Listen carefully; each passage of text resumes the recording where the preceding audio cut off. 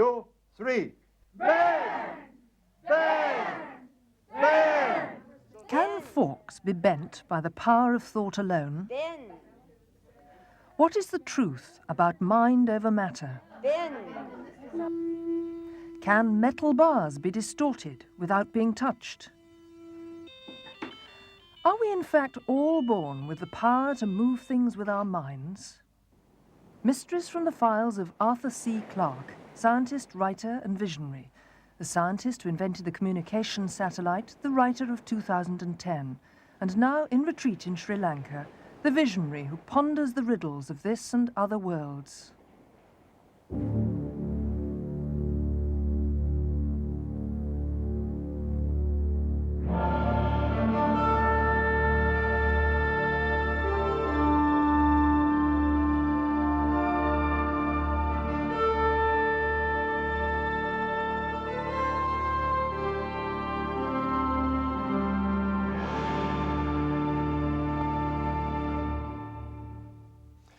Among the souvenirs cluttering up my office is this key, which used to unlock the front door of my house in North London.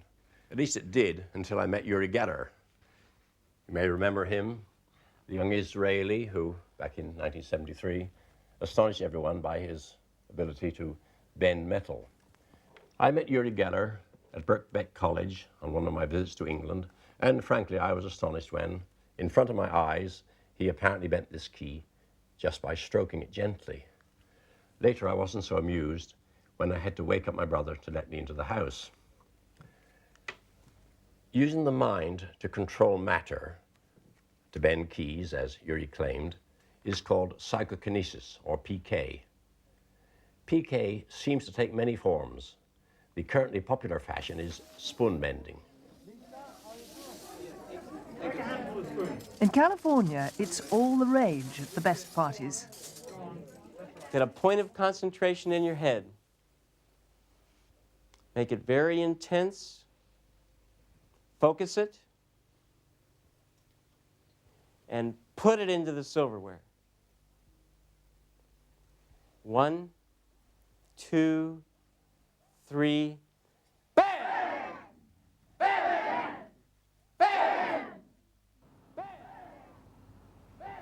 When minds think alike, the cutlery is quickly contorted. There's one, here's one right here. All right. Yeah. Here's one. Woo! Look at this one, what Tammy did. Very good. Wow. And I can't force this, but if I just keep rubbing on it, it gets hot, and then by testing it occasionally, it just decides to bend over. Okay, well, what I believe is going on is that there is an energy or a force that we can all tap into, that science calls psychokinesis, that simply has to do with the relationship between mind and matter. Melt. Bend. Bend. The tines moved back and forth. It was easy to see. The craze began in 1973 when master metal bender Uri Geller appeared on the Dimbleby Talkins. Look, it's like it's becoming like plastic.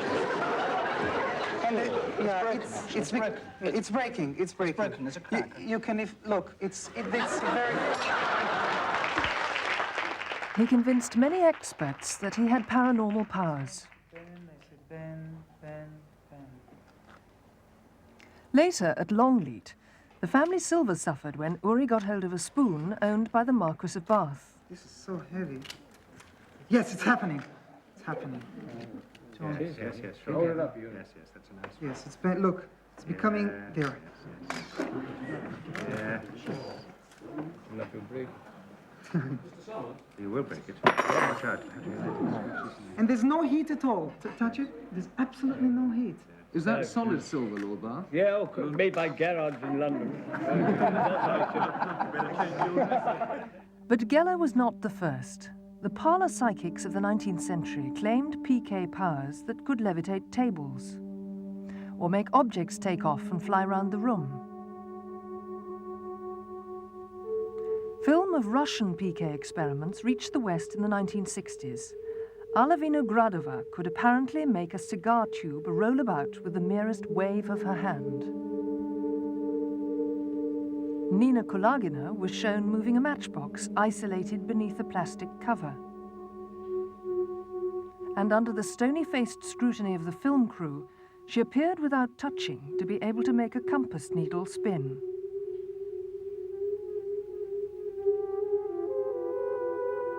In France, Jean-Pierre Girard claimed he could bend a steel bar just by stroking it. In Switzerland, artist Silvio Meyer bent the world's hardest currency, the Swiss franc, and in his own video showed how the spoon on the right slowly wilted when he pointed a finger.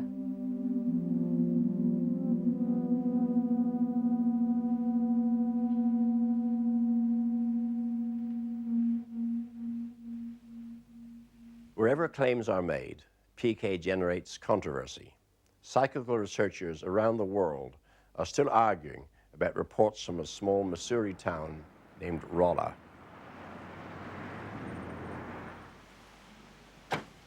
Locksmith Ron Henson is a vital member of the team conducting the controversial PK experiments. They involve a mini laboratory designed by the SORAT research group led by William Cox and John T. Richards. The mini-lab's a specially adapted fish tank, securely sealed so that nothing and no one can get into it. Yet a film camera recorded mysterious movements inside.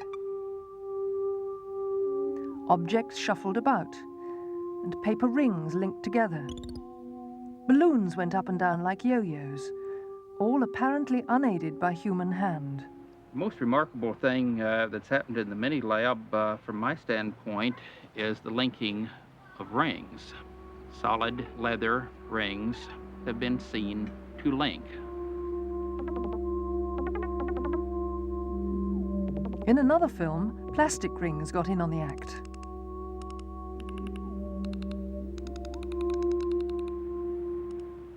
Now, heat is a phenomenon that we had to contend with, and this thermometer, made of plastic, was heat damaged. Not the only one that we lost in the process. And sometimes fires broke out. This balloon, as you can see, has been melted from some inexplicable heat that occurred in the mini lab. On other occasions, balloons such as this have been seen on camera to inflate for some unknown reason. But there's no way that the air could be piped in. The mini lab is completely sealed at that time. Paper parasols just appeared. The first parasol that appeared actually was seen by us for the first time within the mini lab, standing on the sword or halberd of a plastic knife that high, which had gotten inside of the mini lab itself, and which has been viewed on film moving to the right. Then I placed a pen like this one on the outside of the first mini lab that Mr. Henson sealed up. I had hoped it would somehow enter, and it did. But that's what is known as direct writing, in which a pen can be seen by itself writing. It is an extremely rare phenomenon. Letters locked inside the mini lab mysteriously turn up at their destinations. This one's addressed to Arthur C. Clarke in Colombo, Sri Lanka. The researchers claim that the mini lab is a paranormal postbox. This is now about to be sealed by Ron Henson, the locksmith, hopefully securely, and I mean securely. Cox insists on elaborate precautions. The keys are cut in half. Then the shanks are superglued into the locks. Something is going on, but the why of it, I have no idea. And why, if it occurs at all, it is so rare, is a mystery.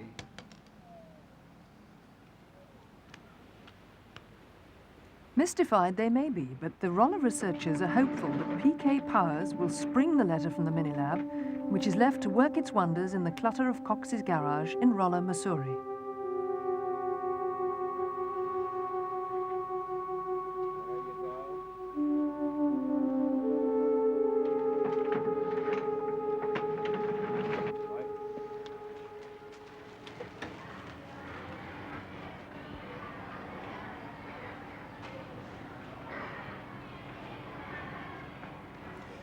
Well, the letter duly arrived here in Colombo, and there was certainly nothing supernatural about the delivery.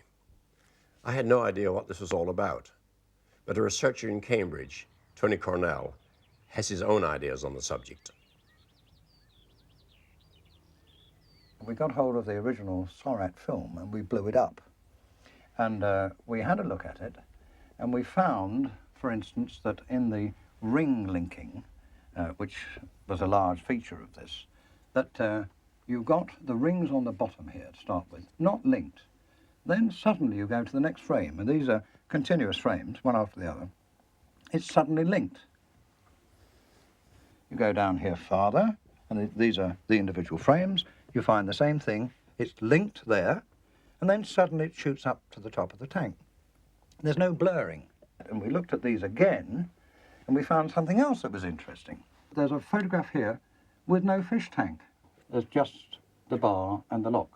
Same here, same here. Suddenly, here's the fish tank. It's a bit odd that this thing should suddenly be removed. Why? This led us to wonder whether perhaps things were being arranged with the tank being removed, and then you start filming again. So what we did was this. We got the camera here, the light, and the fish tank. Cornell wanted to show how simple it would be to make films like the ones from Roller. First, the rings. And we started sticking them down like that with blue tack. Duck down, the chap would take a single shot. I would come up again, move it up, slightly like that, duck down, another single frame taken with a cine camera. This is done 16 times for a second. Eventually, of course, we'd end up with several rings, and we'd move them up like this, having ducked my head down every time. And we got the thing moving around. We got the link rings by purely and simply just splitting two of these, the twos together. Let me give you a demonstration. There is a 5. The 2 is solid, is moving up to there. Another frame, single shot. Then we just link it in like that. Lo and behold, there's your instantaneous linking. So simple.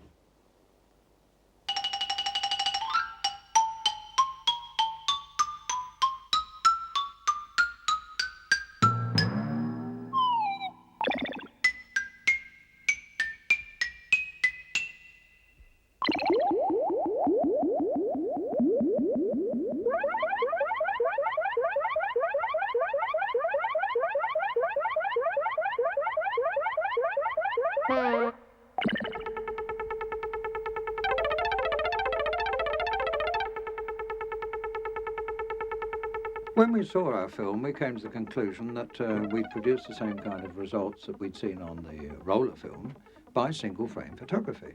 I honestly don't know what was going on at Roller. When I visited there, I saw the setup and saw the films, but I can't tell you what was going on at Roller.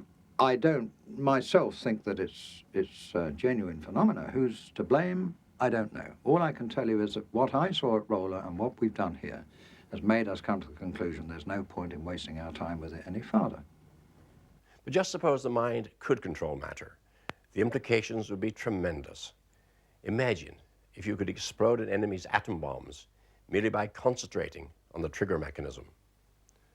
So some scientists have taken this subject seriously and have devised ingenious experiments to find the truth about PK.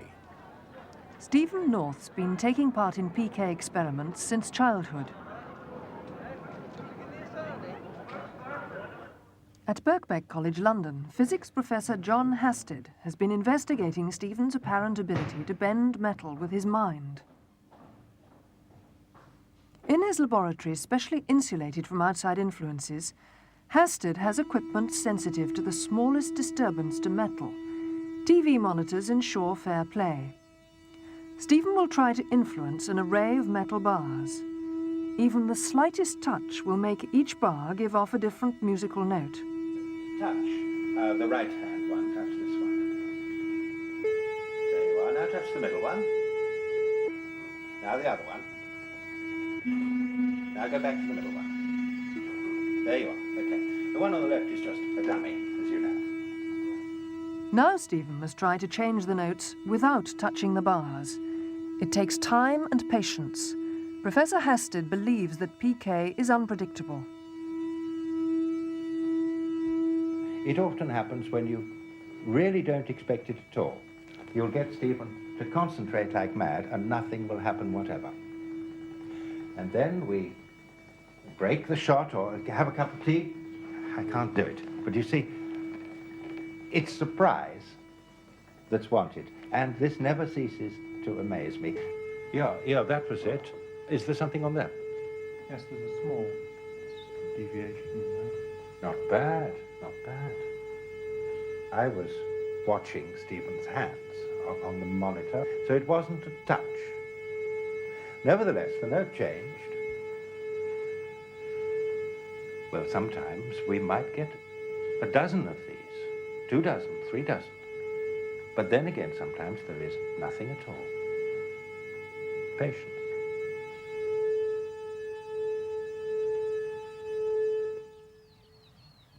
In Wiltshire, PK is child's play. According to one theory, PK powers fade with age and should therefore be strongest in babies.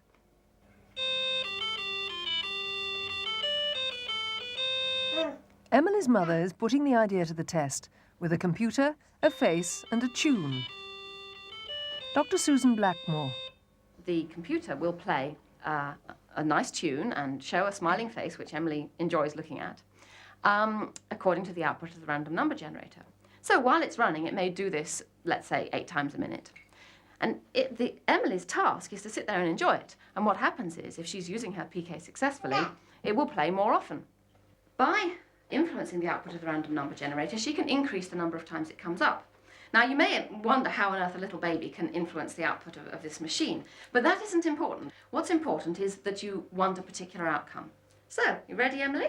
Your tune will be coming up in a minute. There we go. Have a nice time.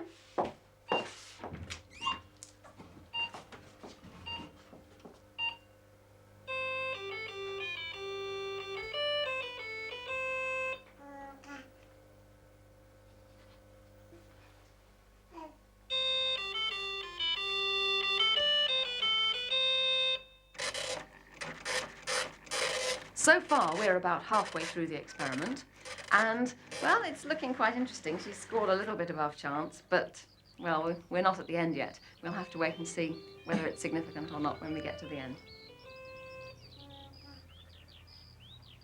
The first time you meet PK, it seems like magic, and that's the trouble. Conjurers and stage magicians can perform the same feats, often much more entertainingly. So the problem for the scientist is to separate the trickery from the real thing, if indeed there is a real thing. James Randi, conjurer, is the scourge of the psychics. He travels the world debunking claims of PK. Randi's come to the University of California at Los Angeles to prove his case by example. In his lecture, he'll perform PK feats by trickery. For him, key bending is easy. And you might think Randi is psychic if you aren't watching his right hand. You've got 2 car keys. Do you drive with both hands? Or well, that wouldn't do any harm. Just turn a wee bit to face the audience, and let me see your hand, the clean one. Okay.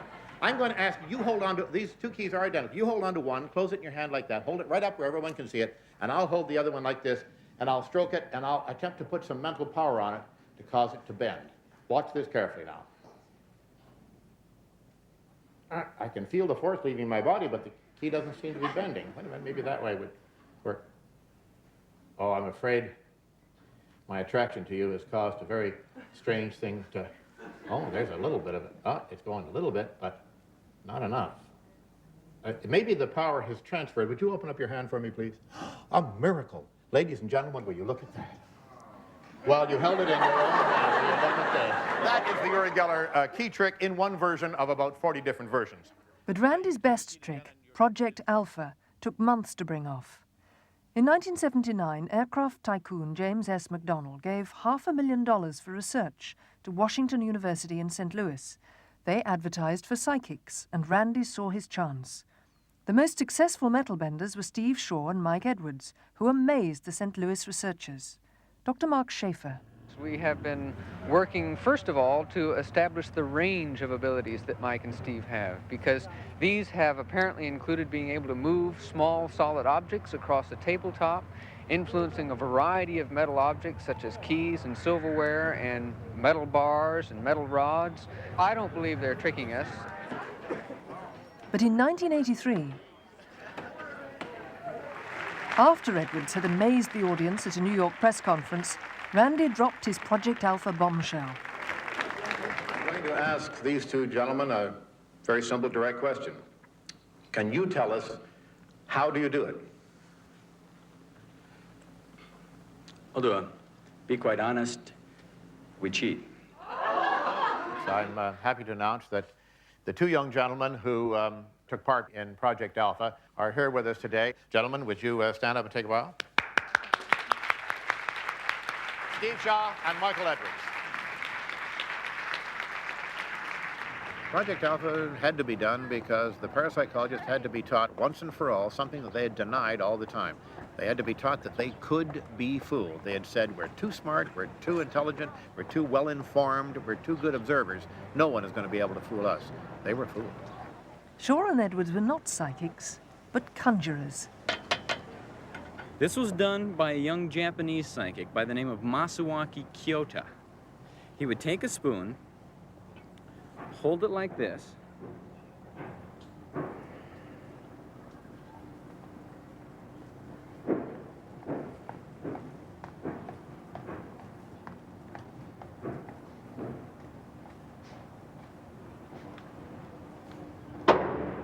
That's quite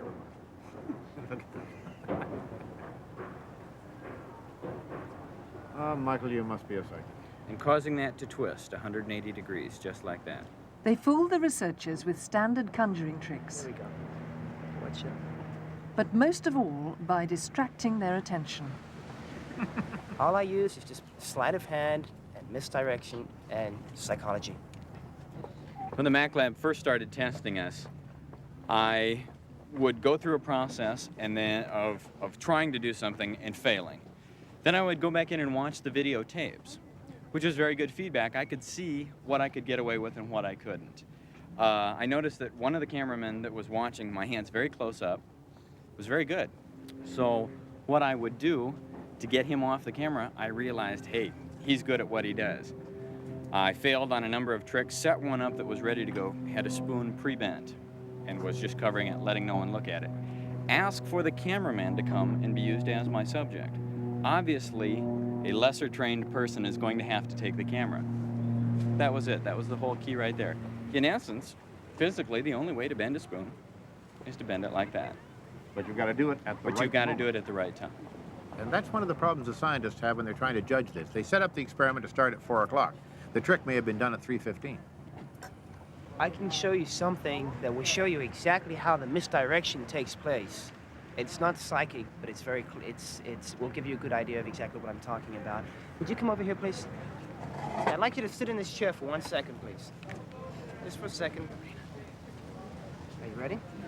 Yes. Now, I want you to watch very carefully. Which hand is that in? I don't know. It's in that hand. It's in that hand. Now, you got to watch carefully. You're not going to see what happens. Which hand? No, it's not in either, you see? You're not watching where it's going. Now, if you don't watch, you're not going to see. Now, watch. Which hand? See, it's just simple misdirection. I make her see what I want her to see. And now, everyone else has seen where it went, exactly what I was doing. Everybody else here saw where it went. I was throwing them over your head. I must admit that I was quite impressed when Uri Geller bent my key. But that was 10 years ago. And although many people still believe in PK, personally, I'm not convinced. And why should it exist? After all, there are much easier ways of bending spoons, even keys, with a little effort. And you know, if people could really spirit objects out of closed containers merely by thinking about them, surely by this time, spies and bank robbers would have perfected the technique. Yet if there's one thing we've learned from PK research, is this: the scientists are the easiest people to fool. And there's a very good reason for this. Scientists study nature, and nature never cheats. But some people do. They bend the evidence. And that's something that scientists often forget.